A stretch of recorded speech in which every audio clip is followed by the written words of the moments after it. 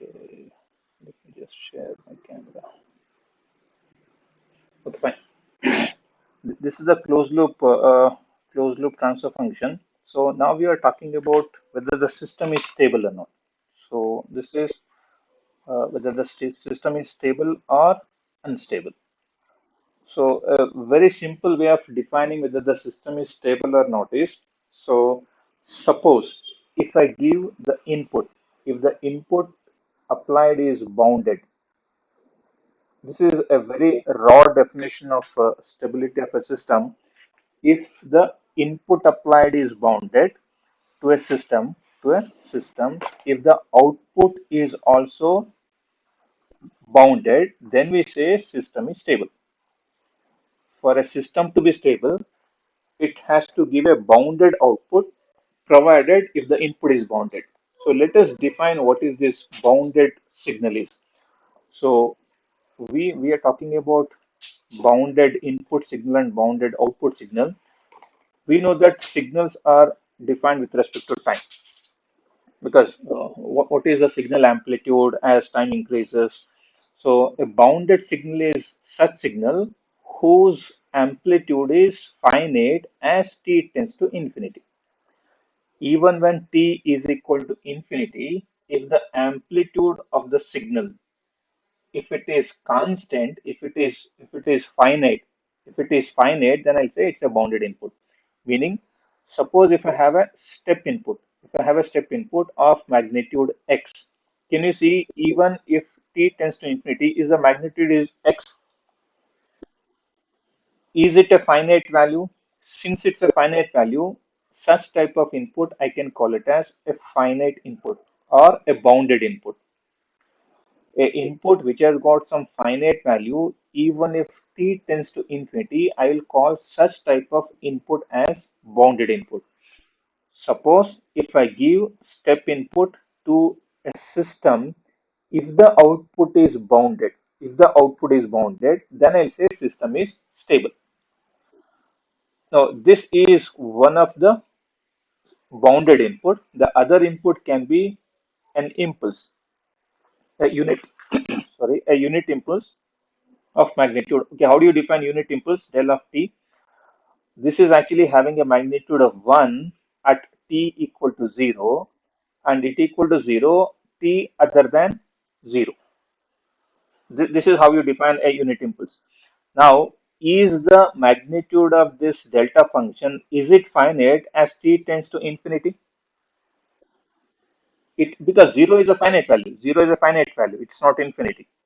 Because 0 you can define it, okay, 0 is a finite value. So you can call this input also as a bounded input.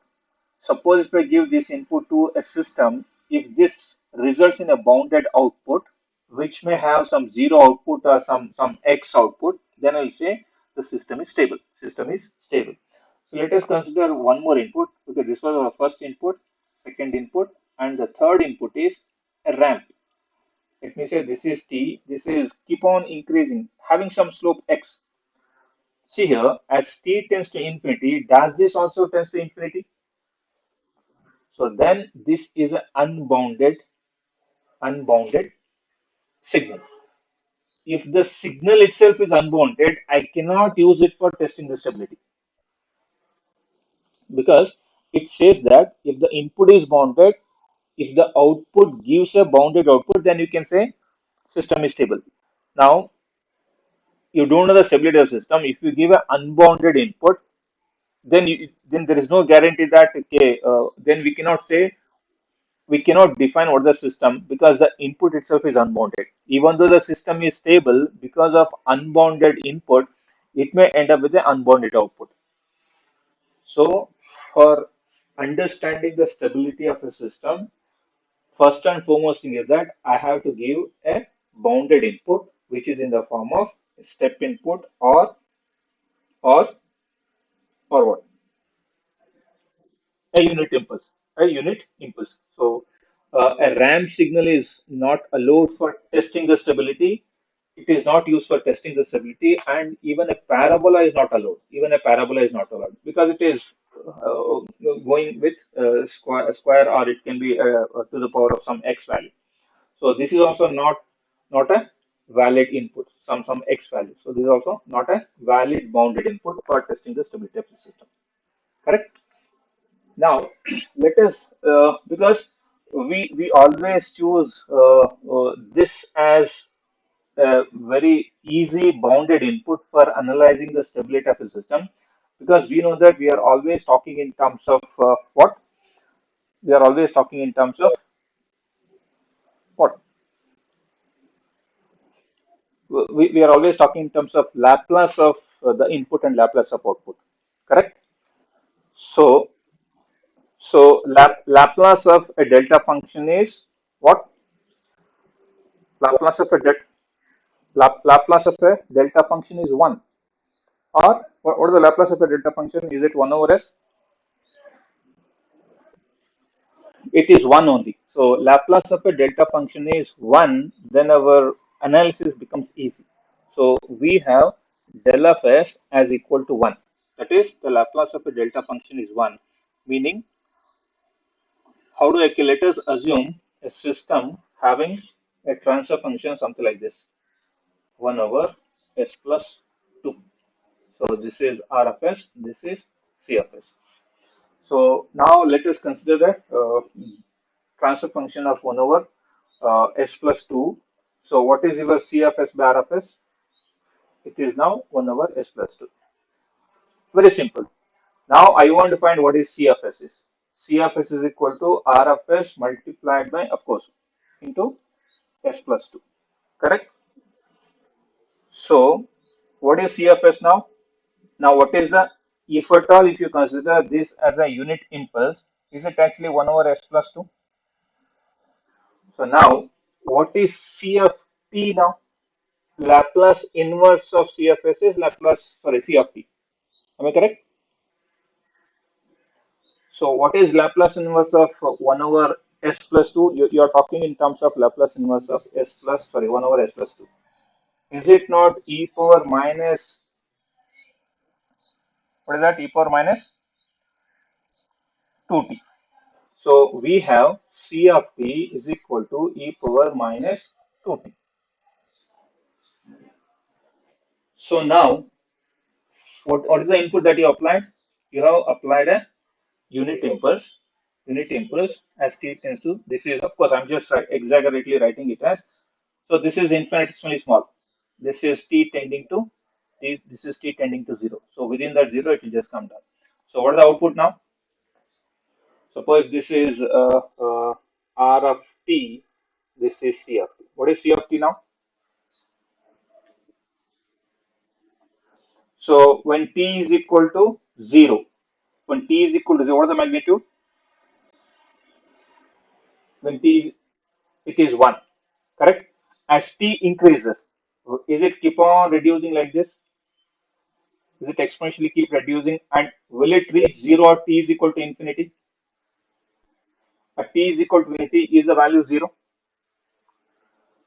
So are we saying a system having such type of transfer function will going to have a bounded output for a bounded input?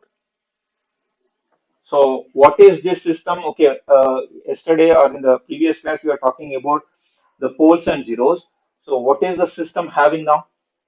Does a system has a pole at -2 now? Suppose if you just talk in terms of the S plane, if I just talk in terms of S plane, is this is my pole position.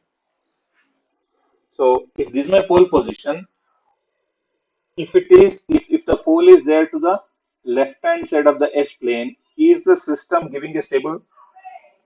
Is the system stable? Now let us consider a system having a transfer function S minus 2. On the same lines, is C of t, will it become e power 2t? Only thing is that we have changed the position of pole from left hand side to right hand side of the S plane. Now it has become like this. This is now plus 2. So this is again S plane. So what is the system response now for such a transfer function having a pole to the right hand side of the S plane? Is it actually from one it is keep increasing? So is such type of system having a pole to the right hand side of the S plane, is it stable? Now for a system having 1 over S minus 2, you have applied a unit impulse, but you are ending with a exponentially growing output. So the system is unstable. The system is unstable. Here I'll say it as system is stable. Similarly, so let me just try to take the S plane here. We talked about a pole which is there here, correct? So what is the response? The response was keep coming down. The response was coming down here. Suppose this is at minus 2. If you take it at minus 20, what will happen? No, no. How about the decaying? So here it was e power minus 2t. Will it become e power minus 22? Will it be much quicker or will it be much slower? Will it be quicker? So will it happen like this? Of course, initially it will just come down very fast. If you are going, if it is zero point 0.2, then will it go like this? Now, instead of having it at zero point 0.2, if I have a pole at 1 over s, if I have a pole at the origin, this is my RFS, this is CFS. For this, if I give this, what is the output you are looking at? What is this? CFS by CF by SF, RFS is equal to 1 over S. What is CFS? It is RFS by S, which is nothing but 1 by S. So what is CFT then? Is CFT is equal to 1? Does it mean that if there is a pole, will you get a DC output? Is it a stable system? System is stable. See here, if the poles are there at the origin, suppose if a pole is there at the origin, or if the poles are there to the left half of the S plane, the system is stable. Now you consider this, consider this, consider this. What's happening? Now it is going like this. Here it goes much more faster. Here it goes too fast. This is how it is keep up. This is with respect to time. All are with respect to time. Of course, whether it goes slowly or whether it just goes very fast, does it mean that the output is unstable or the output is unbounded? If at all, if you have a closed loop pole to the right hand side of the S plane. See here, this is the closed loop pole. When I write CFS bar of S, it is the closed loop pole. Am I correct? Because whatever I'm writing is CFS bar of S. If I have it as S minus 2, system is unstable. System is unstable. Now let us take, there are repeated poles at the origin. That is, you have 1 over S square. Because it is possible. RFS, this is CFS. In such case, on the same lines, will it become 1 over S square? CFS is equal to, then what is CFT? Is it equal to T? What does this T means?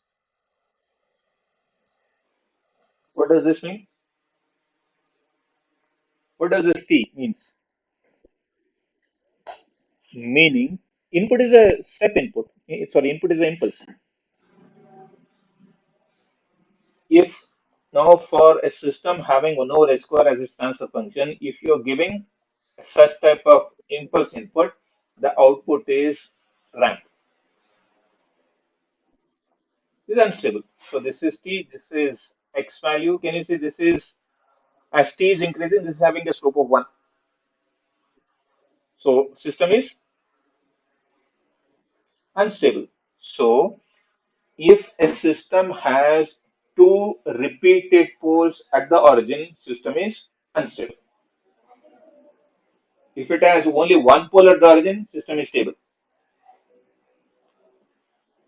If it is one, it is suppose if you have only one pole, it is 1 over s. Then C of t will be 1. It will be a DC output. Then system is stable. If it is there to the left, stable. If it is there to the right, unstable. Now let us assume that we have a complex conjugate poles because it's always coming in pair. So we have this as assume that this is minus 4, this is plus or minus j5, this is minus j5. Correct? What are the roots now? So shall I write the roots of it as s plus 4 plus or minus j5? Okay. Then what will be this?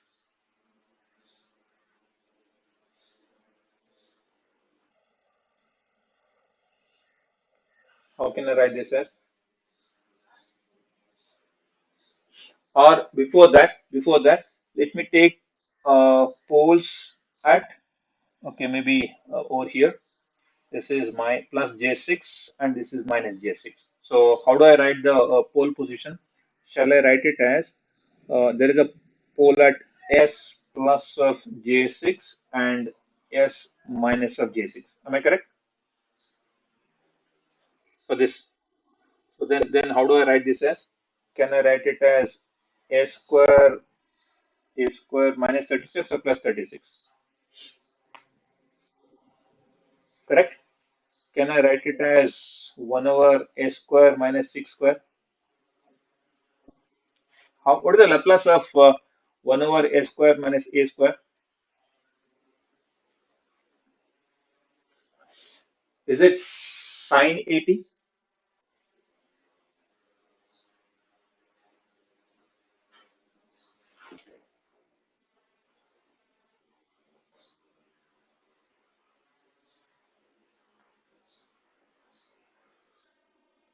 Laplace of such a thing where you have uh, what is that? A square?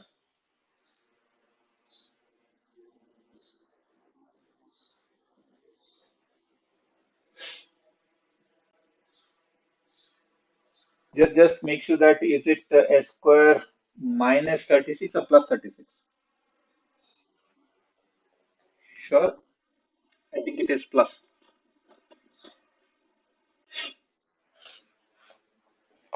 So just multiply that a square. Okay, this will be because it is this is minus j square 36. Minus j square 36, no? Minus 1, then it will become a square plus 36. So then this will be 1 over a square plus 36. Then it will be what? 1 over a square plus 6 square. Correct? So then, does this C of this is actually C of S. So what is C of T of this? Is it sine 60 106? Correct?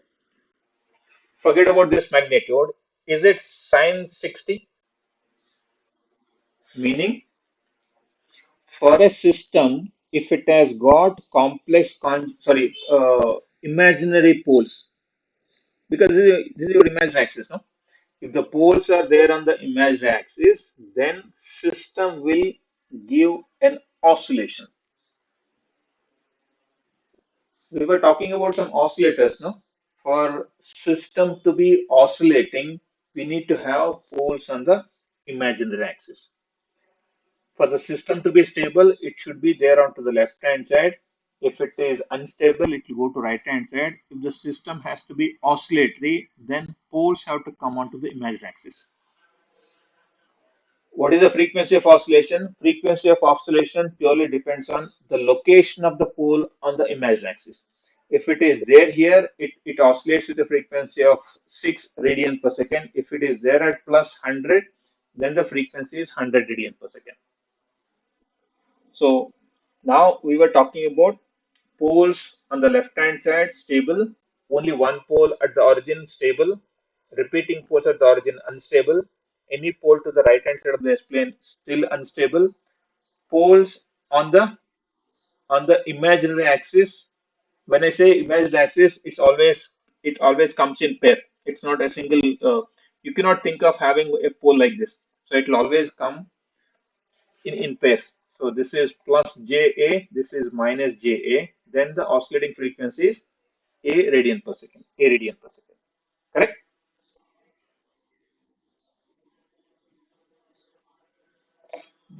But it is oscillatory. It's not a constant value. It is finite. So there is a difference between stable, unstable. The system, if it has got poles on this axis, it is neither stable nor unstable. We call them as oscillatory or critically stable system. Suppose if it goes slightly onto this side, it will become stable. If it goes onto the right side, it will become unstable. We call this situation as critically stable system or oscillatory system. Oscillatory system. So that's why whatever oscillators we're going to discuss in this particular course, we should bring the poles from anywhere to this imagined axis. Then only the system is going to oscillate with the desired frequency. So we might have just seen so many transfer functions having something like this now. So I think you people can remember we actually obtained the transfer function for this RC network. Remember, this RC network along with an amplifier can act like an oscillator. So we will see what is the condition so that this system can bring two poles onto the imaginary axis, so the system is oscillatory, so and so.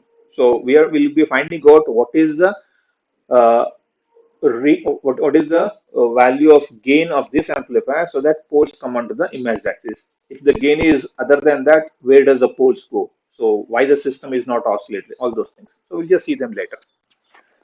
Correct. Next, if the poles are here, if the poles are here, then how do I write?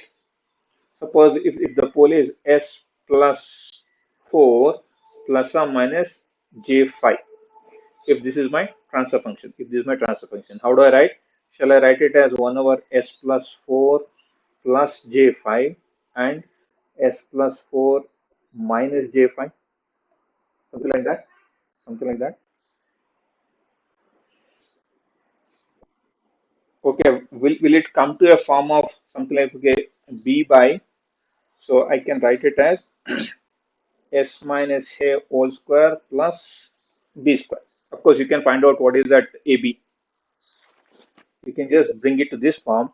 Suppose if it is in this form, if it is in this form. So this actually means the system is oscillatory, but it is dying out. System is oscillatory, but it is dying out. Of course, you can just find out, okay, what is the A and B values. So what does this mean is, meaning in this S plane, if you have poles over here, this is minus 4, and if this is plus J5 and this is minus J5, if at all, if you give a unit impulse to this, this will end up with getting a transfer function or getting a response which is oscillatory because of that sine function. And of course, this will be what? This will be by e power minus bt sine omega 80. Sine omega 80. Sorry, this is the reverse. This is bt and this is e power minus 80. E power minus 80 sine 80. So meaning that you can see it is oscillating, but it is dying out. Can you see there is an exponential term as well as oscillator thing? You can see here this is oscillatory, but it is reducing. See here, the frequency is there, exponential decay is also there. If it is here like this, if it is there far, can you see here it is bit more? The frequency is more, it decays faster. So if you want to write it for this, so I can just say okay, this is decaying fast, it is decaying fast, the frequency is also more. This system is stable still. System is still stable, but the initial response here you can see if the pole was there on the real axis, it was different. Now the poles are complex conjugate. When the poles are complex conjugate, the response will be oscillatory and exponentially decaying. And if it is coming onto this side, it is exponential and oscillatory. So this will become simply plus. This will become simply plus. So when this becomes plus, then the system will be, of course, you can just think of it is oscillating. It is oscillating, but it is increasing in amplitude. Can you see it is exponentially increasing also? So system is unstable. System is unstable. And the last one is suppose if you have repeated poles on the imaginary axis, something like this. Okay, you have this, you have only these two. So what is the system stability? Oscillatory now. It's the oscillatory because you have poles on the imaginary axis only. Single pole matlab it's always come in pair. Suppose if it is repeating at the same point. So suppose if you say that this is okay plus J2 minus J2, what I'll do is I will write it as S plus J2 and S minus J2. It's oscillatory. It's oscillatory at a frequency of 2 radian per second. Suppose if I make it square square, if it becomes so and so, suppose if it is only S plus J2 and S minus J2, it would have been sine 2 omega t. Whenever I make this repeating poles at the same point, then this will become T. What does this T means? So this is oscillatory, but it is keep on increasing its amplitude, then system will become unstable. Unstable. So T is a ramp. T is a ramp. So it's an oscillation. It's an oscillation with increasing amplitude. With increasing amplitude. This is due to repeating poles at the repeating poles on the imaginary axis. Repeating poles on the imaginary axis. What is this repeating poles on this was giving at the origin? It was a ramp. This is unstable. This is okay. If you have only two poles at the origin, that is one here, oscillatory. If you are repeating poles on the imaginary axis, then it is unstable. Correct? Uh, so we shall just recap the things. So somebody else can just join me. What is today's date? 13. Who is 13? 13, 13. Okay. Uh, how about this? A pole at this point. Just keep on telling it's stable, unstable, unstable. Okay. What is the response for a step input for a parabolic? Sorry. What is that? Unit delta function. Exponentially decaying. Correct. This is exponentially decaying. Over here. Over here. This first one. Second one. No, this one. First one is stable. Second one oscillatory. No, oscillatory. It's oscillation because sine omega t. If suppose this is plus j omega, this is minus j omega, then it is oscillated frequency of sine omega t. Correct? Okay. If I say this one, third position, the output, what is the system stability here? Why? For a unit impulse, how does the output look like? It is e power AT into sine BT. Can you see it is exponentially increasing sine wave, correct? So will it, that's what we saw now here. This is exponentially increasing sine wave. It is oscillatory, but it is increasing exponentially, that's why it is unstable.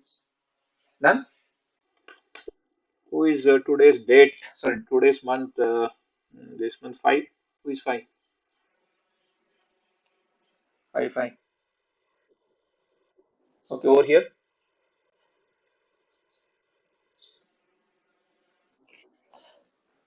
Stable in what way? How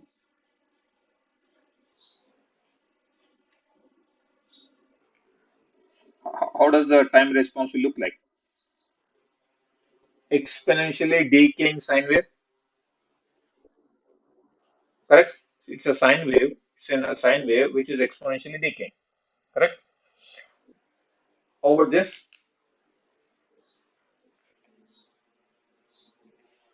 a pole at this point.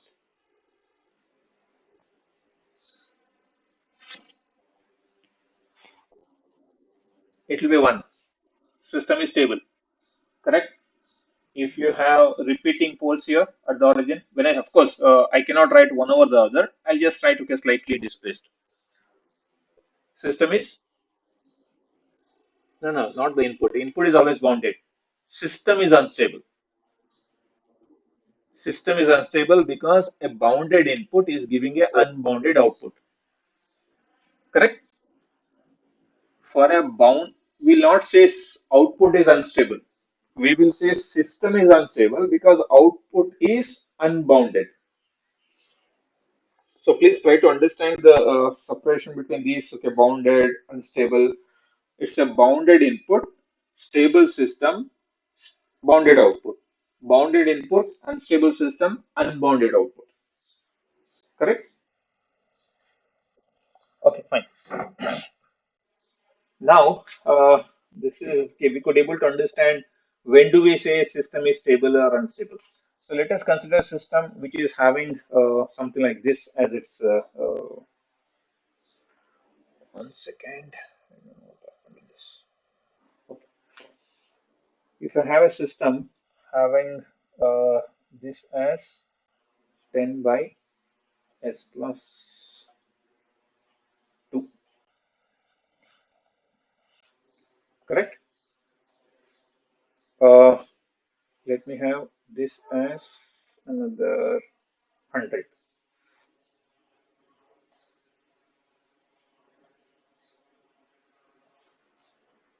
So for all analysis, let us assume that R of s is equal to 1. What do you mean by R of s is equal to 1? What do you mean by R of s is equal to 1? The input is a unit impulse function, correct? Now, for this, what is GFS into HFS? That is this into this. Is it actually 1000 divided by s plus 2?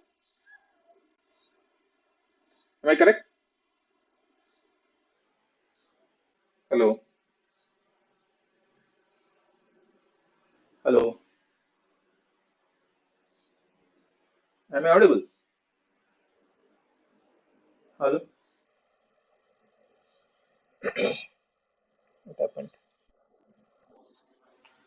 Okay. Is the system stable? Is the no, no. When I say system, under when I just open this system, when I open this system, so I had okay GFS into HFS is so and so. What is CFS by RFS? Is it actually equal to 10 divided by S plus 1002?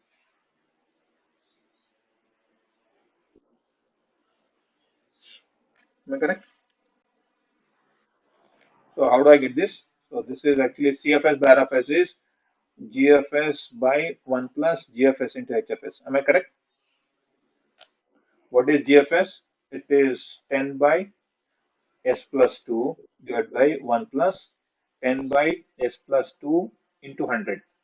Correct? Take the LCM, this will go with that. Then this will come 10 by x plus 2 plus of 1000, which is equal to this. Correct?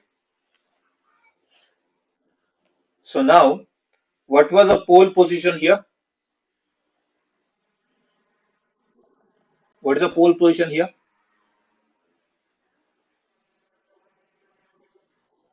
Minus 1000.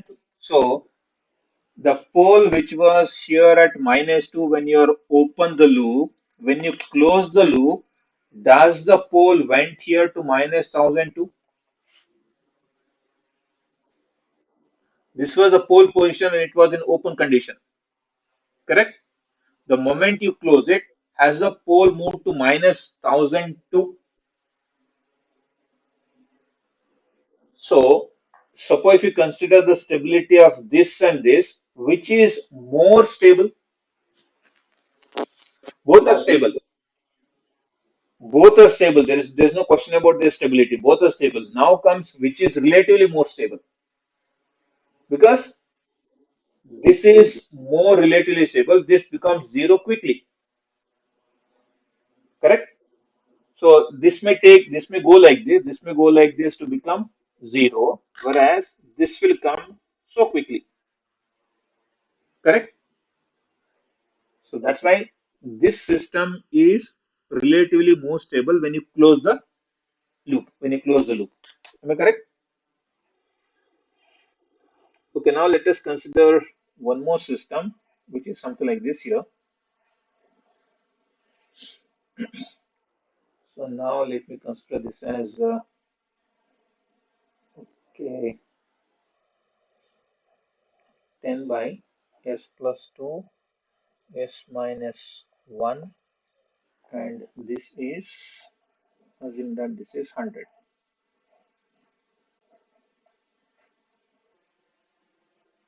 Let me just take this as 1.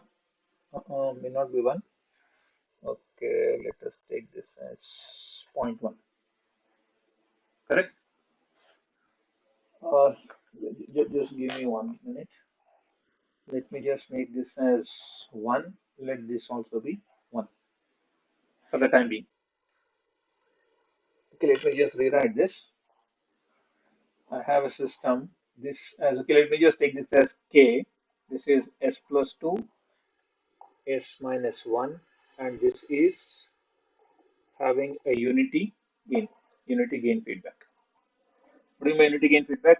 Whatever the output is there, the entire thing is fed back to this. This is R of S, this is C of S. So what is G of S into H of S? It is K by S plus 2, S minus 1. So what is G of S into H of S? Sorry, C of S by R of S? Is it actually equal to K by S plus 2, S minus 1 plus K?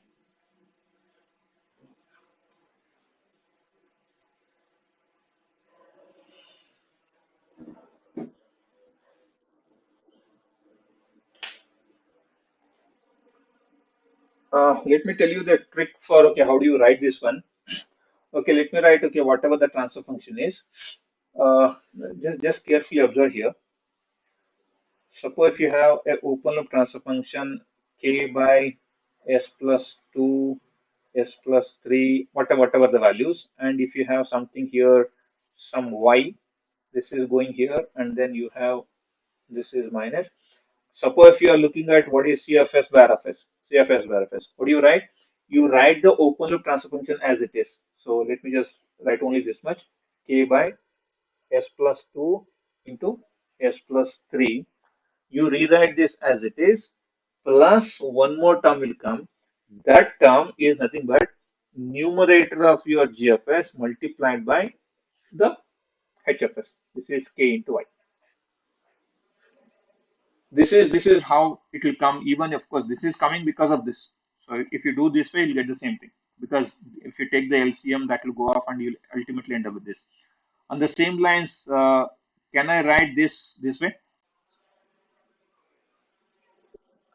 I want to just get the answers from other students also.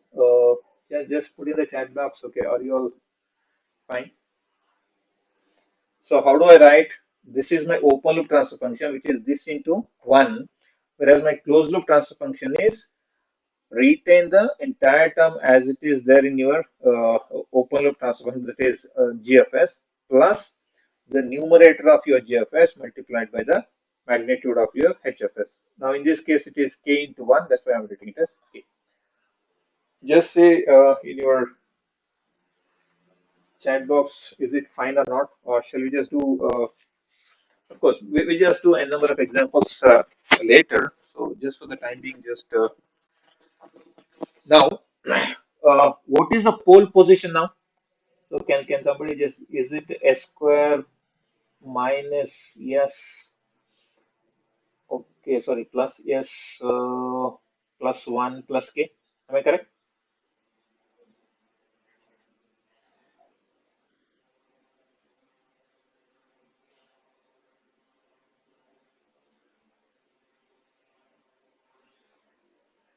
Is that fine?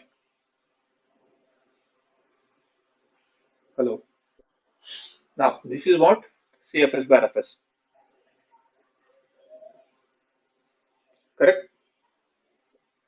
Now, let us assume that K is equal to 10.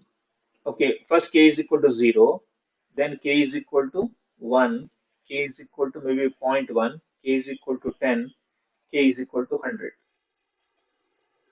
What we are trying to do now? We are trying to see what is the roots of this. What is the roots of this as a value of K changes? What is the root of this K, this closed loop pole when K is equal to 0? Is the root is at minus 2 and 1?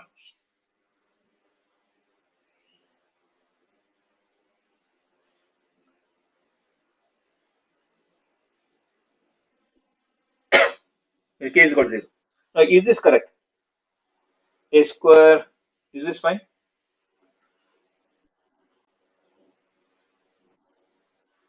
Is this, how about this?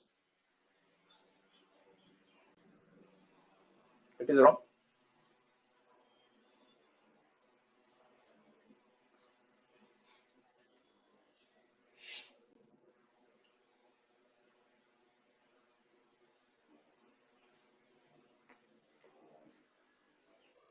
Is that fine?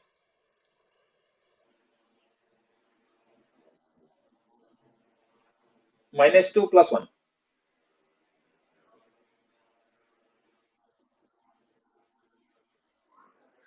Okay. Oh, here. Oh, sorry. Yeah, this is minus 2. Sorry. Fine. That's what. A square plus S plus my, okay, minus 2. That's fine. So it is A square plus S minus 2 plus K. That's fine. Okay, in this, if you substitute the value of K is equal to 0, are the roots of minus 2 and 1? Now, if the value of K is equal to zero point 0.1, now here simply substitute zero point 0.1, find the roots. When it is zero point 0.1, then it's my square plus S minus 1.9. Just okay. One of you just give it for this. One of you give for this. One of you give for this value of K. 0.966 and minus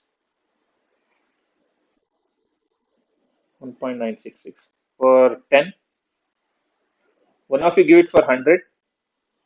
One of you give it for 10.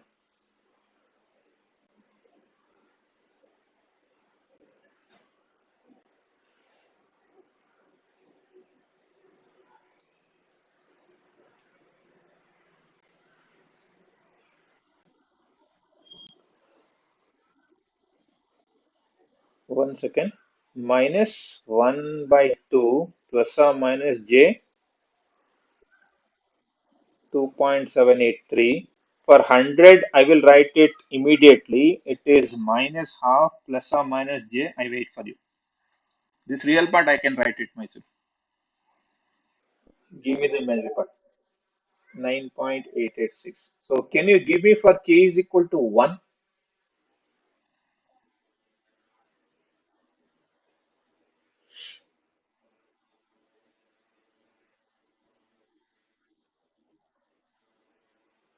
1.6180, 1.610. Okay. It is interesting to see now here. So let me just put it on a different sheet. See now, we have different values of k. The value of k is equal to 0. What was the pole position? Was it at -2 and 1? When the value of k has increased, so this is when k is equal to 0. Am I correct? This is when k equal to 0. This is when k equal to 0. When k becomes zero point 0.1, has it actually moved here? Can you see it's moving together? They're coming closer. This is for k is equal to zero point 0.1. When k is equal to 1, can you see it is still 1 is here, 1 is here? See, for all the values of k 0, zero point 0.1 and 1, do you have one pole to the right, one pole to the left? Now, if you further increase the value of k, has the poles come onto the left hand side and they are complex conjugate at around minus half as a real part? If the value of k is going anything beyond that, is the real part remaining constant? Is it keep on increasing like this? So now, shall we say now, the pole which was there onto the right hand side of the S plane, by doing this closed loop and increasing the value of k, can you able to bring the pole from right to left hand side of the S plane? It is possible to bring a system which is unstable to a stable condition if you change the value of k. What I mean to say is, okay, what is the actual transfer function we had? We had it as s plus 2 and s minus 1, no? That was the value of, okay, assume it as k value. When k is equal to 1, assume that even when k is equal to 1, you had the poles and zeros at so and so position. See here? The poles and zeros were uh, one is there to the left side, one is there to the right hand side. Correct? With this as 1, with this as 1. With this as 1, this was the position. Correct? This was the position. Meaning the poles were like this. Now, if you actually find out the overall transfer function of this, so this will become what?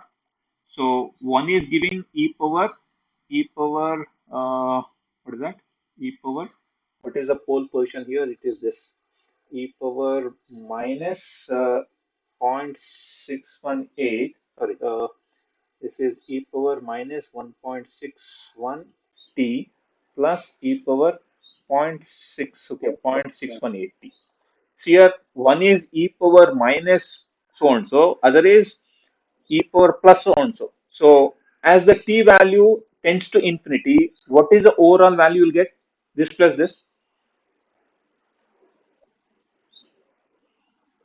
because this may tend to 0, but this will tend to infinity, no? So what we'll do is we will not have only one, we will have s plus 3 also. So does it mean that you are adding one more term which is e power minus some xyz? If you have, okay, then what is the ultimate value as t tends to infinity? Still it is going to infinity. See, addition of n number of poles to the left hand side of the S-plane, even with one pole to the right hand side of the S-plane, will not make your system stable. It's like having 3 plus 4 plus 6 plus point not not 1 plus infinity. This doesn't have any meaning because you have infinity. Even though they are decaying very fast, like point not not 1 and so on so, since there is an infinity term, the system will be unstable. So for a system to be stable, you need to have all closed loop poles to be towards the left hand side of the display. Even though you have hundreds of poles to the left hand, if you have one pole to the right, system is unstable. It's like AND gate. It's like AND gate. If you have n number of AND gates, if one of the input is zero, output is zero. No, it's not that you need not have to have n number of three, four as zeros. Even if one is zero, output is zero. Likewise, on the same lines, for a system to be stable, even though you have n number of poles to the left hand side of the plane, if one lies to the right, system is unstable. So it's because it is the addition of all the responses of individual poles. So if this is giving a e power exponentially rising, then as t tends to infinity, the contribution of that is infinity. Even the others are contributing zero, but what matters is what is the overall sum. Overall sum is infinity. Then system is unstable. So for the system to be stable, all the closed loop poles should be there to the left hand side of the S plane. So what was actually happening here? Here initially the pole was there down to the initially the system is unstable initially before you close the loop. Before you close the loop, was it there one to the left and one to the right? Before I close, one is there at plus one, other is there at minus two. But upon closure of the loop, as a value of k is equal to something like 100, can you able to make the system stable? It is That's what shifting of poles by changing the gain of a system will make the unstable system also stable. Vice versa is also possible. You have a system stable for a certain gain value. If you increase the gain, system may become unstable. Poles may go to right hand side. Correct? So now, okay, the summary of today's class is we are trying to find out what is the implication of having a pole on the S plane.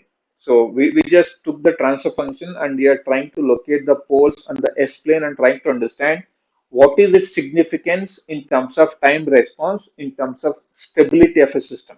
Because we need to have a system to be stable. So what do you mean by system to be stable is assume that you can just very simple example is you have a hanging bridge. So you might have seen hanging bridge. So hanging bridge, so vehicle is going. So you may see that it will slightly oscillate. It will just have some small amount of oscillation. If the oscillation dies out, then it is fine. So it is oscillating and then it will settle down and it's fine.